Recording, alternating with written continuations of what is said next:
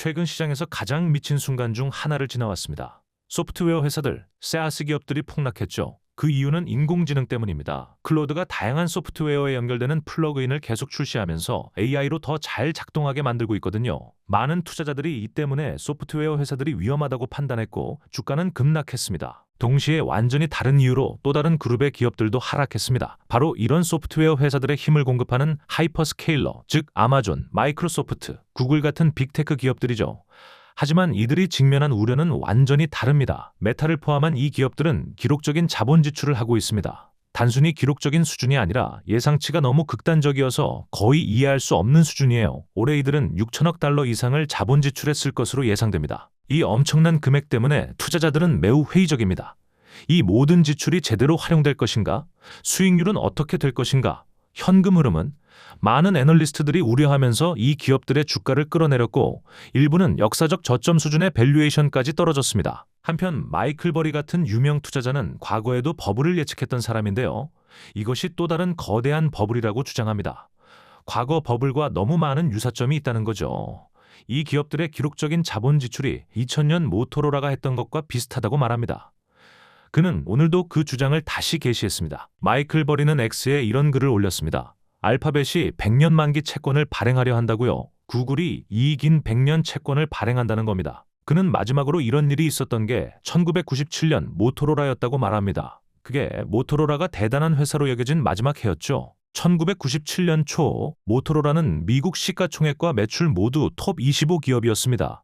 오늘날 모토로라는 232번째로 큰 시가총액의 매출은 110억 달러에 불과합니다. 사람들이 걱정하는 건 빅테크의 이 모든 지출이죠. 구글이 100년 채권을 발행하는 이유가 정점을 상징한다는 겁니다. 어떤 수익을 얻을지도 모르면서 수천억 달러를 쏟아붓는다는 거죠. 과거에 이렇게 한 모든 회사들은 비극적으로 끝났습니다. 모토로라처럼 막대한 부채를 지거나 미래 프로젝트에 크게 지출했던 회사들은 결국 형편없는 결과를 냈고 이제는 없어졌습니다. 시장에는 분열이 있습니다. 빅테크와 그들의 지출에 극도로 회의적인 애널리스트들이 있고 이 주식들을 적극적으로 사는 사람들이 있죠. 구글, 메타, 마이크로소프트, 아마존 이 네 회사가 핵심입니다. 이 중 세 개, 즉 마이크로소프트, 메타, 아마존은 저렴하다고 많은 투자자들이 믿습니다. 저는 마이클 버리와 시장이 틀렸다고 믿습니다. 사실 마이클 버리는 여러 번 틀렸습니다. 그의 역사를 보면 실현되지 않은 예측을 많이 했어요. 한때 유명하게 팔아라라고 트윗했는데 그 이후 시장은 100% 올랐습니다. 더 틀릴 수가 없었죠. 나중에 자신이 틀렸다고 인정했지만 그가 말하는 모든 게 옳은 건 아니라는 걸 보여줍니다. 마이클 버리와 많은 유사한 주장들을 볼 때 많은 맥락이 빠져 있다고 생각합니다. 첫째, 구글이 100년 채권을 발행하는 이유는 돈이 필요해서가 아닙니다. 구글은 지구상의 어떤 기관보다 더 많은 돈을 생산합니다. 세계에서 순이익이 가장 높은 회사예요. 돈이 필요 없습니다. 그들이 하는 이유는 재무 유연성 때문이에요. 낮은 금리를 고정하기 위해서죠. 세금을 돕기 위해서이고요. 기본적으로 저렴한 자본 비용을 고정하고 세금을 돕는 도구일 뿐입니다. 전혀 필요에 의한 게 아니에요. 구글은 모든 지출을 자체적으로 조달할 수 있습니다. 이건 1997년 모토로라가 한 것과 완전히 다릅니다. 닷컴 버블이 항상 약세론자들에 의해 언급되는 이유는 감정적 반응을 일으키기 때문입니다.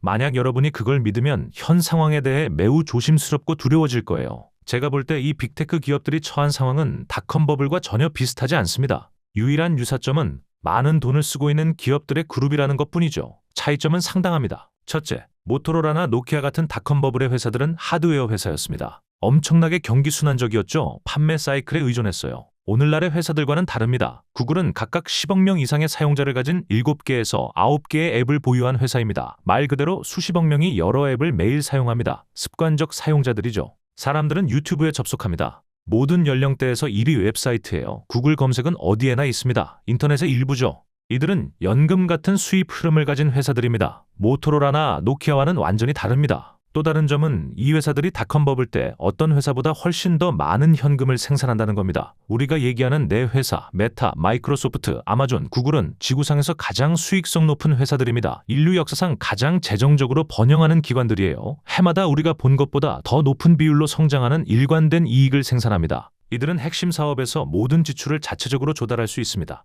외부에 의존할 필요가 없어요. 큰 위험을 감수할 필요가 없습니다. 이건 경기순환적 이익도 아니에요. 판매 사이클이 아닙니다. 이 회사들은 모든 환경에서 해마다 기록적인 이익을 생산하고 있습니다. 오늘날 이 회사들은 2000년 회사들이 직면했던 재정적이거나 실존적 위협에 전혀 직면하지 않습니다. 비슷한 상황이 아닙니다. 재무제표는 마진에서 일관성, 수익성, 대차 대조표, 고객 다각화, 지리적 다각화까지 모든 지표에서 객관적으로 훨씬 낮습니다. 사업 자체가 근본적으로 닷컴 버블의 사업들과 전혀 다릅니다. 심지어 계획된 자본 지출도 닷컴 버블 때와 다릅니다. 물론 우려해서 사실인 건 그들이 쓰는 금액이 엄청나다는 겁니다. 사실 우리가 본 적 없는 수준이에요. CNBC에서 이 회사들의 계획된 자본 지출이 거의 이해할 수 없을 정도라고 했습니다. 이 네 회사의 자본 지출은 2023년 1,500억 달러 미만이었습니다. 약 3년 만에 4배 이상 증가한 거죠. 이게 의미하는 건 빅테크가 새로운 유틸리티 기업이 되어가고 있다는 겁니다. 그래서 밸류에이션 방식도 달라져야 한다는 주장이 나옵니다. 유틸리티 기업은 소프트웨어 회사보다 낮은 배수로 거래되니까요.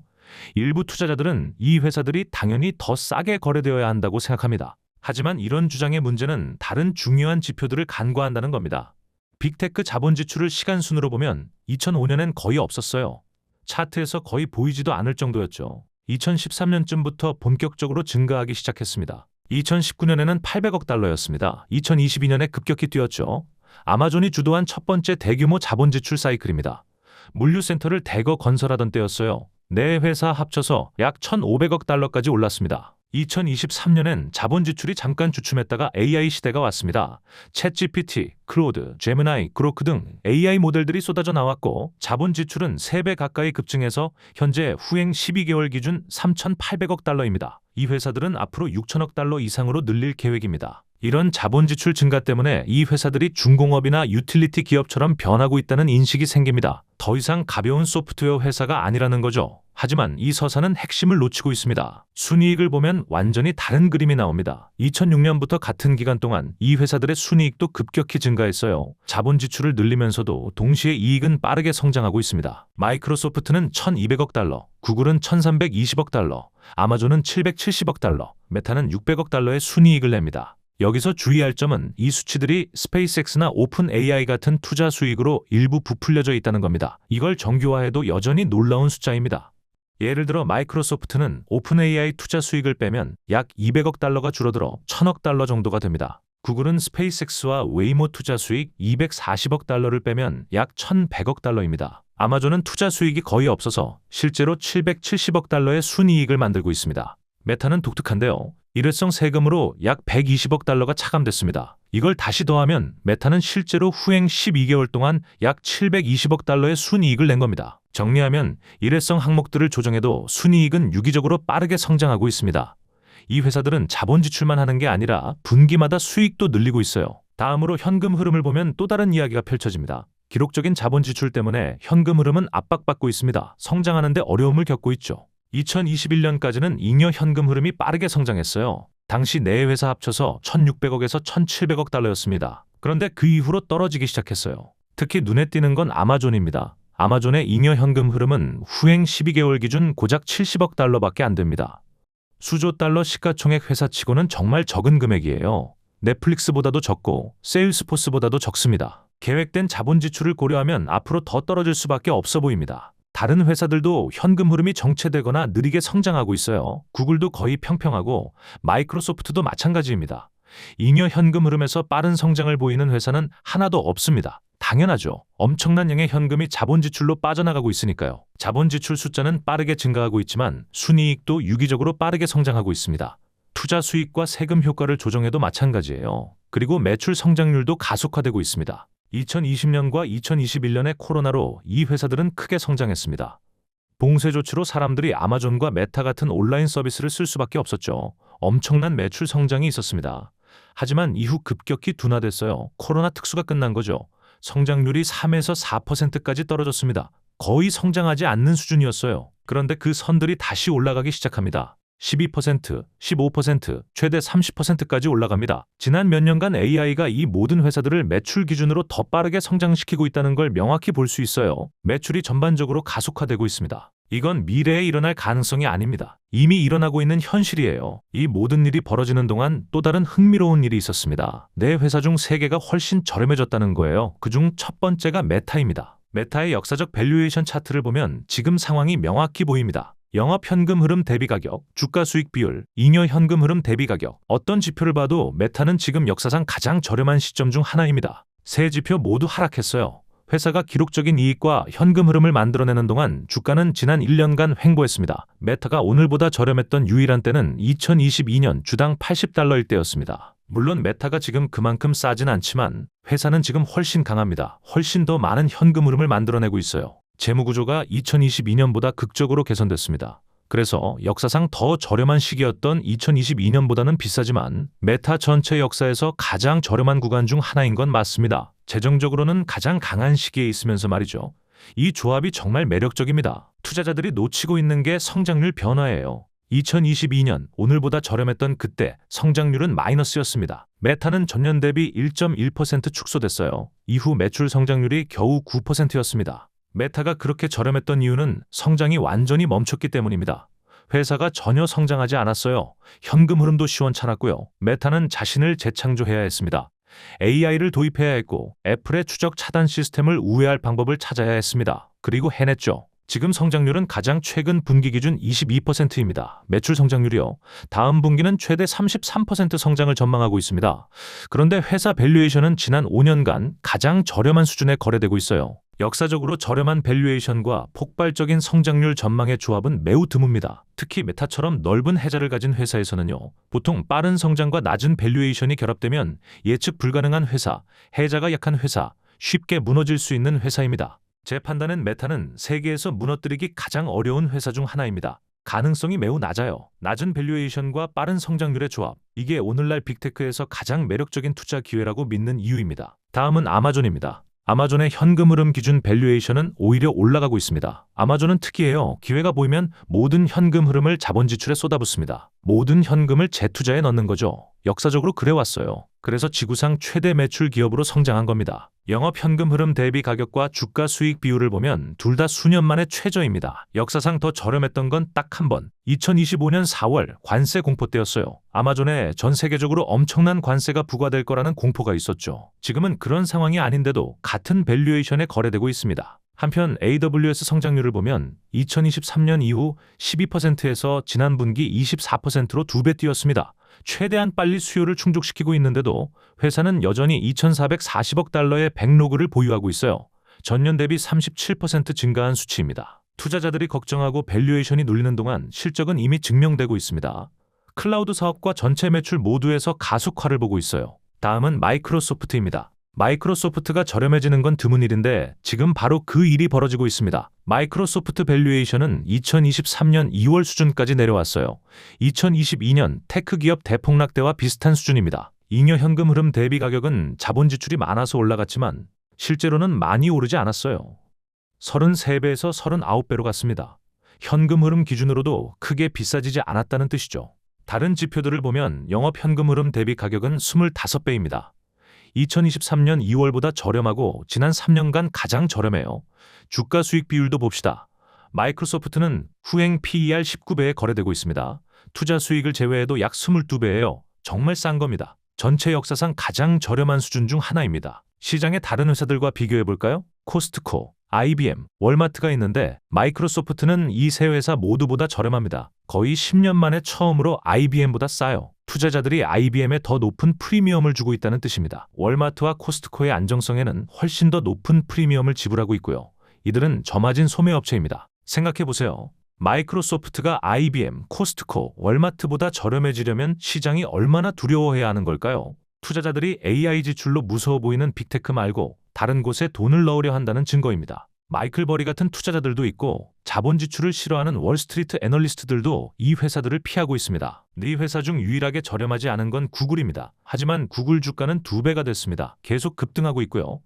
투자자들이 드디어 이 회사의 가치를 알아본 거예요. 심리가 완전히 바뀐 겁니다. 구글은 지금 비싸지만 아이러니하게도 1년 전 구글은 지금의 마이크로소프트와 똑같았어요. 투자자들이 걱정하던 회사, 스스로 증명해야 하는 회사, 역사적 저점 밸류에이션에 거래되던 회사, 그 이후로 폭등했죠. 구글의 스토리를 보세요. 엄청난 승자가 됐어요. 모든 밸류에이션 지표가 수익 성장, 매출 성장과 함께 올랐습니다. 모든 면에서 더 비싸졌어요. 투자자들이 이 회사가 오랫동안 수익을 늘려가며 존재할 거라고 확신하게 됐기 때문입니다. 저는 구글에 일어난 일이 결국 메타에도, 아마존에도, 마이크로소프트에도 일어날 거라고 믿습니다. 심리가 바뀌면 투자자들이 다시 낙관적이 되면 이것들이 엄청난 해자를 가진 훌륭한 회사라는 걸 깨닫고 지금의 자본 지출이 경쟁 우위를 더욱 공고히 할 거라는 걸 이해하게 되면요. 2위와 3위 경쟁자들과의 격차를 더 벌릴 겁니다. 전 세계가 이들의 컴퓨팅 파워에 의존해서 사업을 운영하게 될 거예요. 투자자들이 그걸 이해하게 되면 구글에 일어난 일이 그대로 반복될 겁니다. 밸류에이션이 확대되고 배수가 올라가고 현금 흐름이 증가하고 수익이 증가할 겁니다. 밸류에이션 확대와 수익 성장의 결합은 투자자들에게 엄청난 수익을 의미합니다. 제가 시장이 틀렸다고 믿는 이유입니다. 시장은 이 회사들을 계속 잘못 판단해 왔어요. 몇 년 전 빅테크가 저렴하다고 했을 때 모두가 의심했지만 그 이후 시장 대비 몇 배씩 올랐습니다. 계속 반복되는 패턴이에요. 빅테크는 2020년에 하락했고 2023년에도 하락했고 4월 관세 공포 때도 하락했습니다. 항상 이 회사들이 저렴해지면 부정적인 서사가 시작되고 투자자들이 팔지만 지배적 기업들은 계속 복리 성장하며 승리합니다. 이번에도 다르지 않을 겁니다. 내재 가치와 유기적 성장 능력을 보세요. 메타가 33% 성장하고 있고 마이크로소프트는 S&P 500과 전 세계 비즈니스에 가장 깊이 뿌리내린 회사입니다. 마이크로소프트는 증가하는 수익을 만들어낼 겁니다. 수익화하는 방법을 잘 알고 있어요. 아마존도 있죠. AI로 기회를 잡아 2천억 달러를 자본 지출에 쓰고 있는데 이건 추측이 아니라 오늘의 확실한 수요에 기반한 겁니다. 이미 백로그가 있어요. 주문이 있고 계약이 체결돼 있습니다. 서버 용량이 가동되는 순간 수익화되고 있고 계속 성장하며 매출도 함께 증가하고 있습니다. 오늘 이미 수익이 나오고 있다는 겁니다. 구글은 지금 저렴하지 않아서 매수 대상은 아니지만 앞으로 일어날 일을 보여주는 선례입니다. 얼마 전까지만 해도 구글은 PER 20대 초반, 10대 후반에 거래됐어요. 지금 여러 회사들처럼 사업이 위협받고 있다는 우려 속에서요. 마이클 버리 같은 유명 투자자들이 겁을 주려 했죠. 구글 주가는 100% 올라 시장을 압도했습니다. 시장은 항상 기회를 제공합니다. 투자자들은 늘 정보를 가격에 반영하고 있어요. 대부분은 단기적입니다. 그게 다시 오늘 벌어지고 있는 일이라고 믿습니다. 젠슨의 인터뷰를 봅시다. 그는 AI 지출과 자본 지출에 대해 중요한 포인트를 짚고 있어요. 적절하고 지속 가능합니다. 왜냐하면 이 모든 회사들의 현금 흐름이 오르기 시작할 테니까요. 사람들이 현금 흐름을 문제 삼는데 틀린 숫자는 현금 흐름입니다. 우리는 역사상 가장 큰 소프트웨어 기회를 다루고 있습니다. 처음으로 소프트웨어가 단순한 도구가 아닙니다. 엑셀 같은 게 도구죠. 이제 소프트웨어가 도구를 사용합니다. AI가 엑셀을 쓴다는 겁니다. 이 새로운 소프트웨어 시대의 기회는 어마어마합니다. 우리는 이미 메타의 수익이 움직이는 걸 보고 있어요. 물론 젠슨은 그의 회사가 직접 이득을 보니까 낙관적일 수밖에 없습니다. 하지만 객관적인 포인트도 있어요. 메타만큼 AI를 잘 활용하는 곳은 없습니다. AI가 CPU 기반 추천 시스템에서 생성형 AI 에이전트 시스템으로 바뀌었어요. 소셜미디어 작동 방식부터 광고 타겟팅, 광고주들의 콘텐츠 제작 지원까지 모든 게 근본적으로 바뀌었고 수익이 그걸 증명합니다. 메타는 AI가 비즈니스를 어떻게 바꾸는지 보여주는 살아있는 사례입니다. AI는 메타를 더 나은 비즈니스로 더 효율적으로 만들고 있고 광고를 더 효과적으로, 광고주들이 수익을 내기 더 쉽게 만들고 있어요. 전체 수익성이 올라가고 매출이 올라가고 현금 흐름이 올라갑니다. 메타는 이 기회를 최대한 활용하고 있죠. 하지만 메타만이 아닙니다. 다른 비즈니스들도 마찬가지예요. AWS의 쇼핑과 상품 추천 방식이 바뀔 겁니다. 마이크로소프트의 엔터프라이즈 소프트웨어 작동 방식도 바뀔 거고요. 모든 회사가 같은 변곡점을 보고 있고 그래서 모두 이렇게 공격적으로 투자하는 겁니다. 이 회사들은 이미 비즈니스 전반에서 AI의 이점을 보고 있습니다. 슈퍼컴퓨팅 파워를 확보하는 이점을 경험하고 있어요. 모두가 원하는 이유는 즉시 수익화할 수 있다는 걸 알기 때문입니다. 워렌 버핏이 말했죠. 완벽한 투자는 엄청난 양의 자본을 받아들여서 높은 수익으로 전환할 수 있는 것이라고요. 거의 무한한 자본을 높은 수익률로 투자할 수 있는 것, 바로 그게 오늘 빅테크에서 일어나고 있는 일일 수 있습니다.